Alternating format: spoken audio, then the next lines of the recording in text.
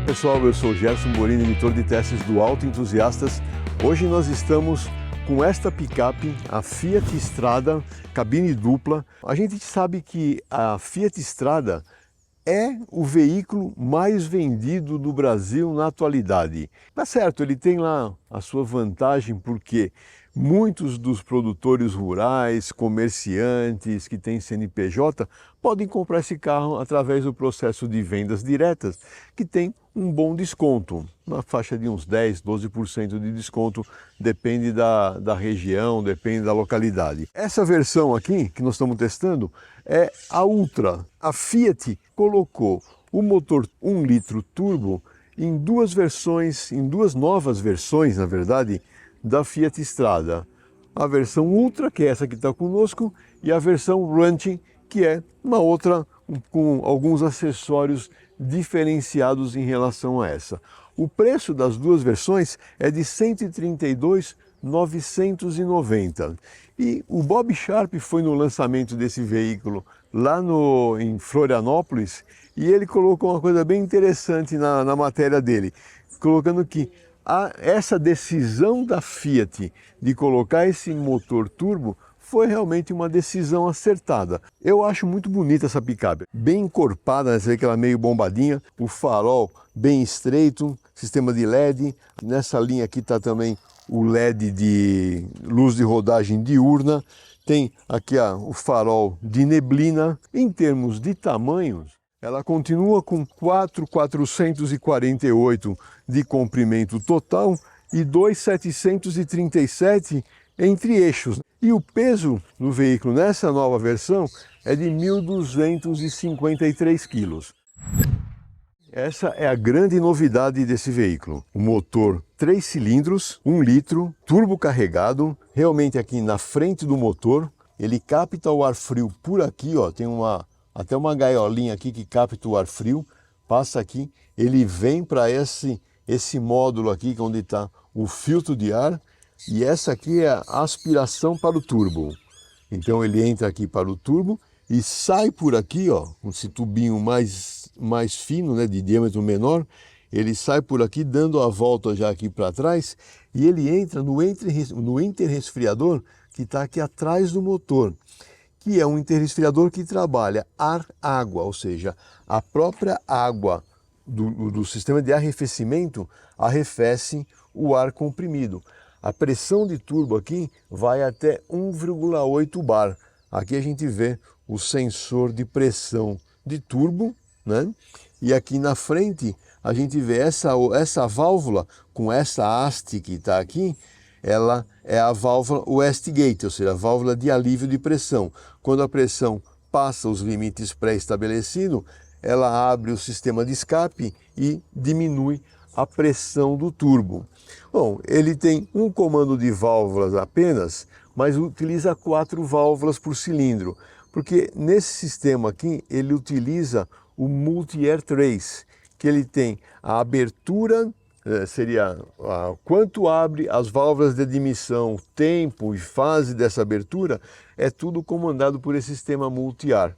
Então ele não precisa da válvula de aceleração, ou seja, a borboleta. Tanto que você pode ver, em todo o caminho aqui que a gente olhou do sistema de admissão de ar, não existe uma borboleta de aceleração, porque justamente esse controle das válvulas faz essa função de diminuir ou aumentar a quantidade de ar que vai para a admissão.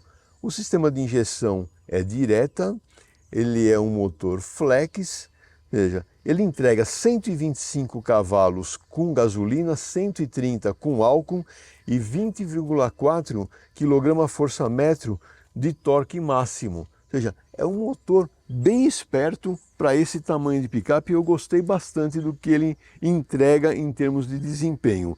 E acoplado a esse motor, a gente tem um câmbio, né, que seria um câmbio automático do tipo CVT, que é da Aisin, que é um dos melhores fornecedores de câmbios automáticos, e ele tem uma calibração muito especial, porque, olha, eu estou andando com esse carro já faz 6 dias, e praticamente você não fica incomodado com aquele sistema de CVT que fica que é carregando muita rotação. Não, ele parece um câmbio automático de engrenagens epicíclicas. Tanto que esse veículo ainda tem a opção de troca de marchas em modo manual, que nós vamos ver um pouco mais lá dentro. E se nós estamos falando de picape, nós temos que falar de caçamba, né? Mas antes de chegar na caçamba, eu quero mostrar uma novidade que esse veículo traz, que eu não tinha visto isso em outros veículos e não observei também na estrada quando eu avaliei da outra vez. Na chave de ligar o farol, só tem duas posições, desligado e ligado. Nesse momento está desligado, mas estou com o contato ligado, ou seja, como se eu estivesse rodando. Então, com o contato ligado, o motor ligado, o DRL, né, a luz de rodagem diurna dianteira, está acesa e aqui na traseira a lanterna fica acesa direto. Ou seja, não tem como apagar a lanterna se você está andando com o veículo. Acho bem interessante essa configuração. A gente vê que uma série de detalhes na carroceria, nos pontos externos, eles fugiram daquele tradicional de outras marcas que utiliza o preto brilhante e utilizaram aqui um cinza acetinado. Temos aqui possibilidade de um degrau para subir na caçamba, diferente da Chevrolet Montana, que acho que isso foi um pecado que a Chevrolet fez. Chevrolet não pode ter gancho de reboque. Na Fiat Strada, você pode ter o gancho de reboque e puxar até 400 quilos. E a capacidade de carga total é de 650 quilos nessa nova versão.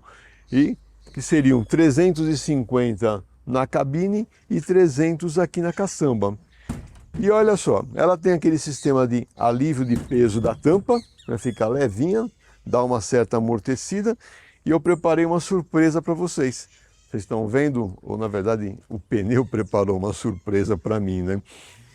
Aqui está o pneu de rodagem, eu fui obrigado a colocar o pneu de estepe para rodar. Então a avaliação hoje nós vamos fazer com o pneu de estepe, aquele fininho. Nós vamos ver já já isso daí. Para abrir essa capota marítima é muito fácil, né? Tem dois gatilhos aqui atrás e aí você faz a abertura. Então, olha só, a parte de ganchos, né, as argolas de fixação. Eu gosto quando tem essa argola o mais alto possível, porque quando você tem uma carga muito alta, isso aqui te ajuda bastante a colocar os tirantes, né, de fixação. E, logicamente, tem que ter também uma alça embaixo. Você vê que aqui na parte traseira, essa alça está aqui atrás, um pouquinho alta, mas lá na frente ela está no assoalho da caçamba. Ela tem 1,178 m de comprimento, 1,310 de largura e 606 de altura. Isso dá um volume total de 844 litros aqui na caçamba, que é totalmente revestida, né? Então fica um negócio bem conservado. Aqui na parte de rodas e pneus, ela utiliza um 205/55 diâmetro 16, seria aquilo que eu comentei de algumas peças acetinadas. Aqui também a roda tem esse cinza acetinado. O freio traseiro utiliza tambor, né? Um tambor de um bom tamanho. Na dianteira é disco ventilado. E isso era uma coisa que fazia tempo que eu queria avaliar. É avaliar esse pneu estreito, né, que é um pneu step, para andar somente no máximo 80 km por hora, como que ele se comporta no veículo. Então hoje vai ser a nossa oportunidade de fazer isso. Enquanto isso, vamos dar uma olhadinha aqui na parte traseira. Então, a parte de vedação, ela é bem básica, ou seja, aquilo que você não tem uma vedação adicional aqui pela porta, você tem somente essa aqui colocada na própria carroceria e a borracha principal. Ou seja, esse pedaço todo aqui, ele fica sujo a hora que você pega poeira, água e tudo mais. E um outro detalhe interessante, esse estribo, ele é um acessório. E, gente, ele atrapalha um pouco a hora de colocar o macaco. Aquele macaco que você coloca aqui por baixo e vira manivela, ele incomodou bastante ontem, a hora que eu tive que fazer a troca do pneu. Mas eu tenho 1,81 m de altura e para entrar aqui nesse banco traseiro, eu tenho que fazer uma ginástica adicional. O banco dianteiro está regulado para a minha posição de dirigir. Então já deu para ver que eu preciso de muita generosidade de uma pessoa de 1,80 m aqui na frente para eu poder me acomodar aqui atrás. Mas eu acho que até dá, entendeu?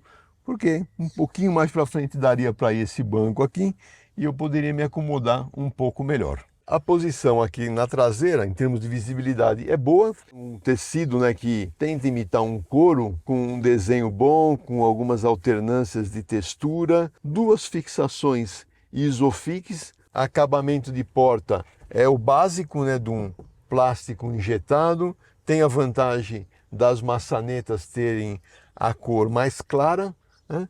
E eu não gosto também desse preto básico, né, com teto, colunas, tudo revestido em preto. Eu acho que além da gente estar numa posição relativamente apertada aqui, isso acaba tirando um pouco mais a sensação de espaço. A chave ela é do tipo canivete, não tem aquela partida por botão, uma partida convencional aqui da chave.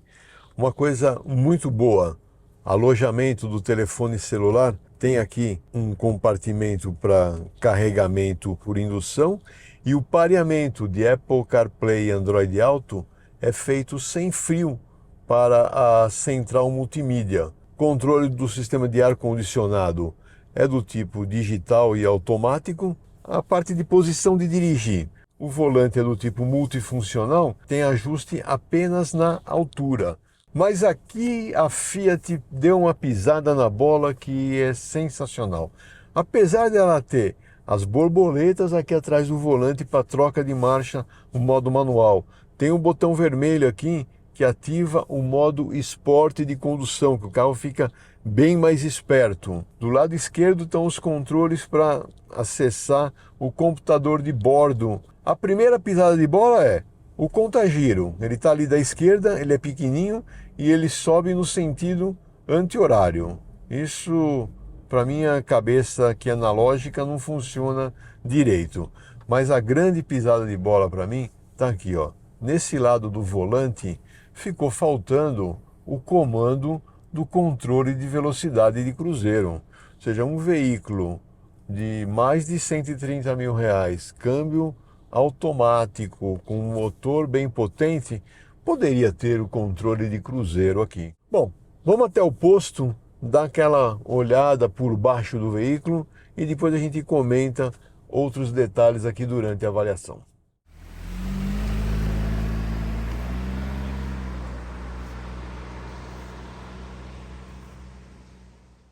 Bom, pessoal, chegamos aqui no posto Avenida Sousas, em Sousas, e vamos fazer aquela verificação por baixo do veículo, né?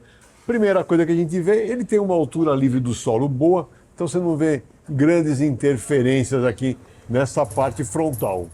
Já na parte inferior ao motor, a gente tem um protetor de cárter aqui, ele é bem vazado justamente para fazer proteção e não prejudicar a parte de ventilação do cárter do motor. O cárter é de chapa e na parte de suspensão a gente vê um subchassis que está montado aqui solidário à carroceria. Na suspensão McPherson aqui na dianteira, o braço de controle ele tem uma chapa dupla, no caso aqui é montado uma de face com a outra, e ele utiliza, olha só que interessante, duas buchas na horizontal. Tanto essa aqui, que é uma bucha menor, que está mais na linha do eixo, que é a bucha de controle, e essa aqui, que seria a bucha de conforto, ela está na vertical também, ou seja, é um carro mais para um trabalho mais robusto, né? E a parte do articulador é rebitado, mola helicoidal, amortecedor pressurizado e tem também a barra anti-rolagem. Aqui pelo centro do veículo, a gente vê essa calha plástica aqui, justamente para proteger a linha de combustível. A linha de freio passa por esse outro lado sem nenhuma proteção, mas ela está no meio dessas duas longarinas aqui, então ela está ligeiramente protegida. A parte de sistema de proteção de calor para a cabine. O tanque de 55 litros, metálico, eles não utilizam plástico aqui. Esse aqui são os dois cabos, né, de freio de estacionamento. Que um é azul, outro é marrom. Isso aqui é para facilitar a montagem na linha de produção. E na parte de suspensão traseira, utiliza essa mola parabólica. A gente vê que nessa parte aqui, a espessura dessa lâmina, ela é mais fina do que aqui. Com isso, ela vai trabalhando progressivamente na sua deflexão, fazendo com que a curva dela seja uma meia parábola. E como um segundo estágio de compressão da suspensão, utiliza esse batente de selaço, ou seja, a hora que você coloca um pouco de peso na carroceria, ele já apoia aqui e trabalha como um segundo estágio. E a gente já viu isso em outra estrada. O amortecedor traseiro, ele tem esse diâmetro expandido. Isso é um recurso muito utilizado nesse tipo de picape. Bom, nessa parte aqui traseira é onde fica acomodado o pneu reserva. Como vocês já viram, estou rodando com o pneu reserva hoje. Mas o sistema é bem fácil, porque ele tem esse mecanismo aqui, que é acionado por dentro da caçamba, que faz o içamento do pneu até a posição dele. Vamos para a estrada agora, andar com a estrada. Bom, pessoal, estamos de volta aqui em Joaquim Egídio. Vamos entrar aqui no trecho de paralelepípedo. A avaliação hoje, ela vai ficar um pouquinho comprometida em alguns aspectos, justamente por causa desse pneu reserva que nós estamos usando aqui na frente. Mas é justamente para sentir também quais são as principais diferenças de andar com um veículo nessa condição, né? A parte de aspereza desse piso de paralelepípedo, eu gostei dessa picape. Tá bem parecido, bem similar à outra estrada que nós já avaliamos, não teve nenhuma alteração. A parte de controle de movimentação entre suspensão dianteira e traseira também é boa.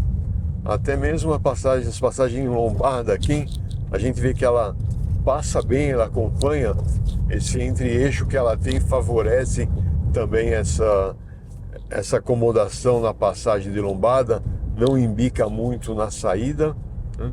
Muitas vezes as pessoas veem esse pneu menor também aqui na dianteira, acham que o carro vai ficar mais penso para um lado, mais desequilibrado. Em termos de altura e o diâmetro final do pneu é muito próximo do pneu de rodagem. Está dentro de um limite de tolerância para que você não tenha problemas também com o diferencial. Porque se o diâmetro for muito diferente, principalmente aqui no dianteiro, o diferencial vai estar trabalhando o tempo todo.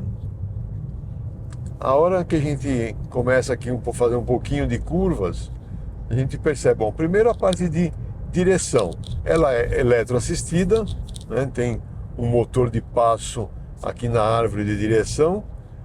A centragem do volante, a Fiat veio modelo a modelo melhorando essa percepção de centro, uma coisa que eu gostei bastante, porque antes a Fiat tinha uma característica de deixar muito solto, agora não, ele está um pouco mais positivo. A hora que a gente aciona o modo Sport, nesse botão vermelho aqui no painel, além de modificar a curva de aceleração do pedal do acelerador, modifica também os pontos de troca de marcha, e a coluna de direção, ou o esforço de direção, também fica mais positivo ainda. Outro detalhe que a gente fica meio cabreiro quando coloca esse pneu na parte dianteira é que o carro vai acabar puxando para um lado. E basicamente eu não notei isso. Eu notei só que em algumas acelerações, fazendo uma esquina e tal, o volante tende a dar uma puxadinha a mais. Mas tem que ser muito preciosista, né? Para poder perceber isso daí. E obviamente a hora que a gente faz uma frenagem, como nós vamos fazer agora aqui para essa lombada, você tem que tomar um pouco mais de cuidado, porque o atrito pneu-solo está menor, né? Você tem um pneu a menos, aqui você Na hora que você aciona o freio, você sente uma pequena tendência a desvio, mas nada também muito assustador. Em termos de desempenho, esse novo motor nessa picape ficou bem legal. Eu acho que o que faltava talvez era justamente isso, essa pegada um pouco mais esperta, com essa possibilidade ainda de acionar o botão Sport e ter uma resposta mais pronta. Bem que a potência máxima e o torque máximo são os mesmos, né? Ele só antecipa um pouco mais pelo pedal do acelerador, mas eu gostei, o carro ficou bem ágil.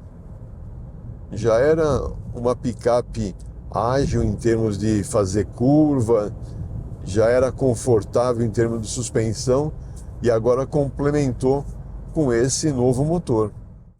A parte de estabilidade, na hora que a gente faz uma curva assim para a esquerda, dá para a gente sentir realmente tudo que ela entrega em termos de estabilidade e confiança de direção. Já quando a gente vai para uma curva para a direita, fica um pouco do receio, né, de estar apoiando aqui no pneu menor do lado esquerdo. Então você sente que ele tende a abrir um pouco mais o raio de curva. Lembrando que esse pneu é para velocidades de até 80 km por hora. Bom, e se esse motor ficou bom em termos de desempenho, ele não ficou ruim em termos de consumo. Esse carro veio abastecido com gasolina, porém novamente é uma gasolina meio mesclada, estava com 35% de álcool, ao invés dos 27% regulamentar, e o consumo entre São Paulo e Campinas a 120 km por hora na estrada foi na faixa de 17 km por litro. Eu achei um consumo bom para um veículo desse tipo. É um pouco mais alto, tem uma caçamba ali atrás, ele não tem toda a aerodinâmica para favorecer ao consumo. Está entregando um desempenho melhor e o consumo está dentro de uma faixa bem aceitável. Já rodando aqui a semana toda, né, com o carro, um pouco de cidade, um pouco de estrada, o consumo acumulado com 580 quilômetros que eu já andei está em 13,5 km por litro. Veja, é um consumo bom também para essa condição de uso. Bom, esse trecho de curvas, aqui na frente, que eu gosto de dar uma forçadinha a mais nos carros, hoje eu vou ser um pouquinho mais comedido, porque a gente tem o pneu reserva montado na dianteira e o piso úmido, porque choveu bastante essa noite aqui na região de Joaquim Egídio. E com relação ao ruído do motor para dentro do veículo, já no Fiat Pulse, a gente já sentiu esse motor, uma certa aspereza vindo para dentro aqui da cabine. E a mesma coisa eu percebo aqui na estrada. Ela vem um pouquinho de aspereza do motor, principalmente quando você puxa rotações mais altas. Vai fazer uma redução de marcha aqui, ó. Aqui é 5.000 RPM, 4.000 RPM. Você sente um pouquinho mais de aspereza do motor.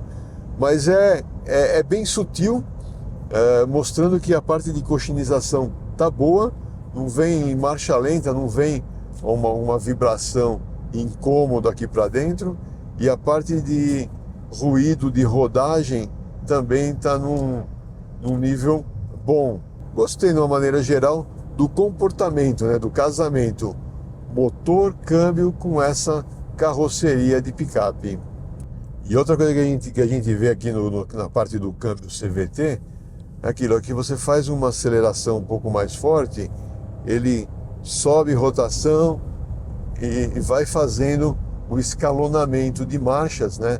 Nas 7 marchas que ele está pré-ajustado, parecendo realmente um câmbio de engrenagens epicíclicas. Bom, agora que nós estamos chegando naquele trecho de subida da Estrada das Cabras, nós vamos fazer a medição de ruído em aceleração, só para ver se a gente encontra alguma outra faixa de rotação, sobrecarga, que incomode um pouco. Afinal, é um motor diferente numa carroceria já existente, né? Então, vamos parar aqui, vamos colocar no modo esporte.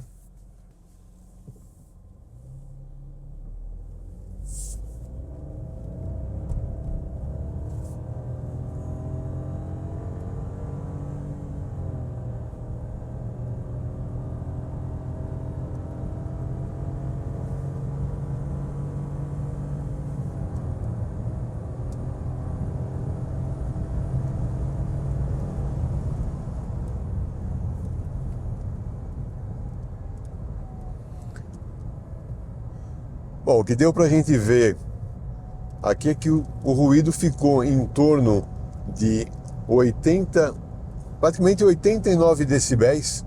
O principal está em ruídos de baixa frequência, ou seja, aqueles que a gente chama na engenharia aí o boom de baixa, né? Aquele que você percebe que ele cresce bem grave assim mesmo, né? Então, esse vem justamente característica do motor para dentro do carro. Muitas vezes, o que incomoda mais não é o ruído alto, e sim a variação muito constante dele, que você vai subindo, vem vibrações junto com o ruído.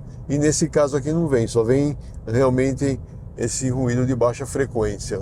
Então, gostei do resultado. Poderia ser melhor, mas para uma picape compacta está num nível adequado. Bom, e o que é adequado também é a posição de dirigir. Eu acho que a posição aqui, banco dianteiro, banco do passageiro dianteiro, ela é boa, facilita nessa posição de dirigir.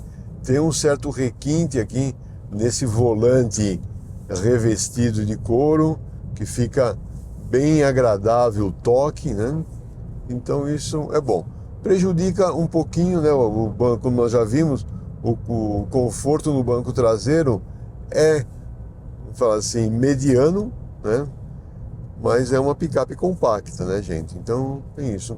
E aqui na parte do painel, complementando assim alguns recursos que a picape traz, aqui é para fazer iluminação da caçamba.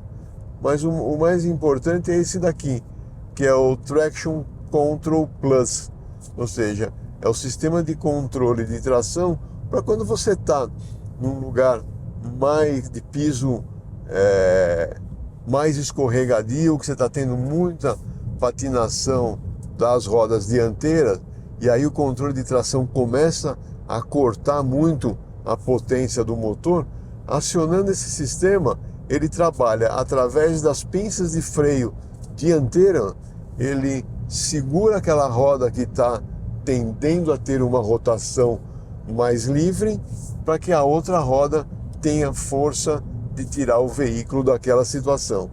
É um sistema que funciona bem nos carros da Fiat, é um recurso bem interessante que eles adotam praticamente em todos os carros, né? E com relação a demais itens de auxílio ao motorista, aquilo que eu falei, praticamente não tem mais nada de auxílio ao motorista. Não tem aquele sistema de permanência em faixa, mas eu acho que o principal que faltou foi o controle de cruzeiro. O resto acho que a gente releva, mas num carro automático sem o controle de cruzeiro é um pênalti muito grande. Bem, pessoal, espero que vocês tenham gostado de mais essa avaliação. Obrigado pela sua audiência. Siga-nos nas nossas redes sociais e até a próxima.